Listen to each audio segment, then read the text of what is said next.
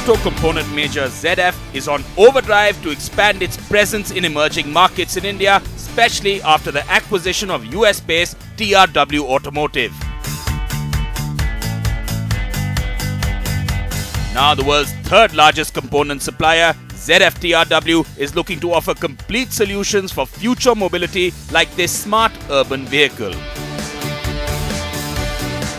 We caught up with the ZF management to find out their India plans and how they plan to grow the business. Hello and welcome to the special interview with Rudi Von Meister, President Asia Pacific at ZF. We're in Berlin where ZF is showcasing some of the technologies and also some of the integration that's happened post the acquisition of TRW. Rudi, thank you so much for talking to NDTV. Fantastic location. Some of the technologies we've experienced are quite cutting edge in the sense. But for you at ZF, from an Asia Pacific point of view, how do you view the kind of integration that's happened with the acquisition and what does it mean for markets like India really? Well, first of all, it's been a very seamless and pleasant experience because we have organizations that are at least 100 years old on both sides. ZF celebrating its 100th anniversary, TRW did that a few years ago. But we're also very complementary in terms of our technologies. We fit together very well. Our strength is in suspension, transmission components, electronics, and what TRW brings to the party is steering, foundation brakes, and occupant safety, both active and passive. And if you look at these two elements, they comprise the key components and subsystems of the automotive chassis. So it positions us to be effectively a one-stop shop for automakers around the world, in India and elsewhere. Sure. Take us through in terms of your current business focus areas. You had the commercial vehicle business you focus on. You also have a wind energy business which you provide transmissions for, and also a little bit of the passenger car vehicle. How is that going to change going forward? We will continue to maintain full focus on our key product lines, and we are organized in the company in order to devote considerable resources to the passenger car side of the business, of which TRW is our newest member division. We have a powertrain division, we have a chassis division, and now we have TRW for active and passive safety solutions. In addition to that, we have a truck components division that covers a full range of truck technologies. And we have an industrial division that handles wind, agricultural, construction, and other off-road system solutions, including marine and helicopter transmissions, etc. Sure, but the focus towards passenger car vehicles will increase? It has to. Okay. It has to. Because everybody knows the power steering that you offer to the Nano, but besides that, it's fairly limited knowledge. Everybody knows that was ZF Steering Systems Limited, which is now owned by our long-term partner Bosch. But we are looking for other examples of how ZF, with its reputation for premium European engineering, can participate in markets that are very economic and very cost-conscious about their technologies. Sure. So the electronic steering column for the Tata Nano was a great example, showing that ZF could participate in the world's lowest cost transport solution. We made it safer, we made it more fun to drive. We want to be a part of that type of a story going forward. Sure. Are you already in talks with other OEMs for passenger vehicles? Are we going to see something soon, very soon? I would say soon, but maybe not immediately.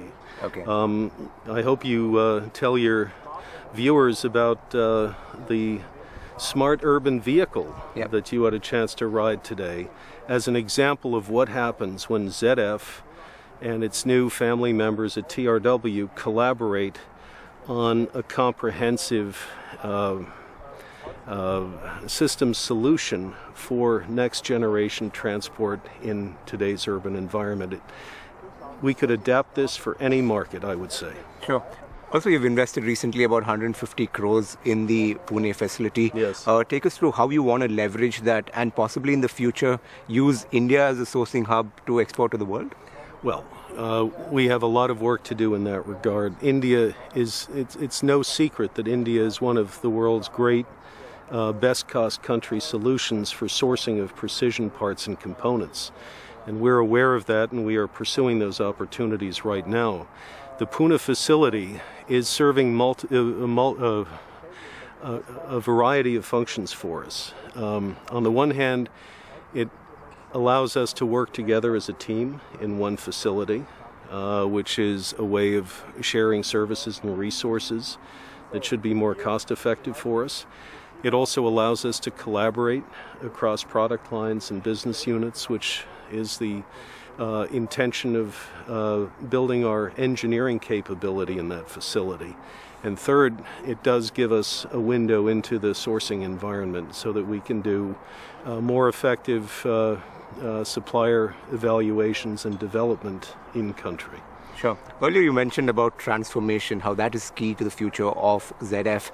The kind of research and development, that's an area that a lot of auto majors like to do in India to get the localization and to understand the market better. How far are you on that to kind of create a separate center that is integrated with your global network? Well, we're far along in understanding the opportunities because we've gotten good advice from other German companies that have done it, as well as many of our customers.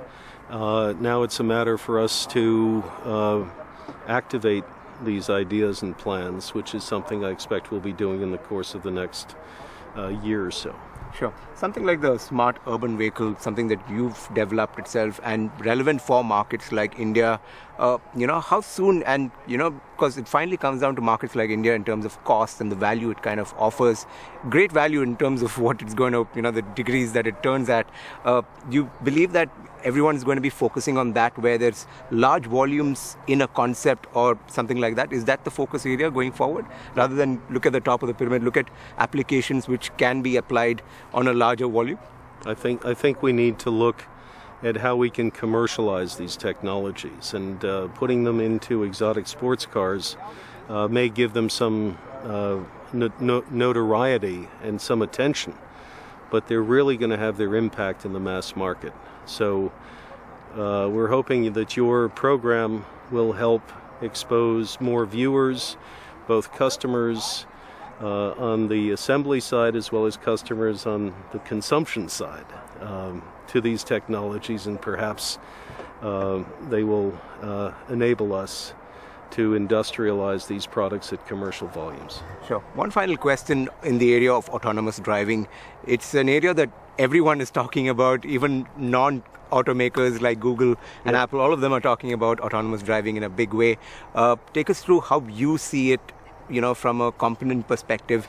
How close are we from that, level of autonomous driving really? Are we going to take it step by step? It has to be step by step. Leaps and bounds are not going to enable the safe progression of this technology to market receptivity. So we will see incrementally how we can expand the sophistication of navigation systems and start integrating onboard diagnostics, onboard sensor systems to be able to interface and communicate. I mean, we're hearing these marvelous stories about innovations that have one car experiencing a pothole, communicating to the cars behind it that there's a pothole. These kinds of things will definitely make the transport experience of tomorrow, perhaps years from now, much more pleasurable than they are today. But we have to do this incrementally, because more than anything, these systems that are dedicated to safety and security of the drivers on the road and the pedestrians on the side of the road, they first and foremost need to be very safely introduced into the marketplace.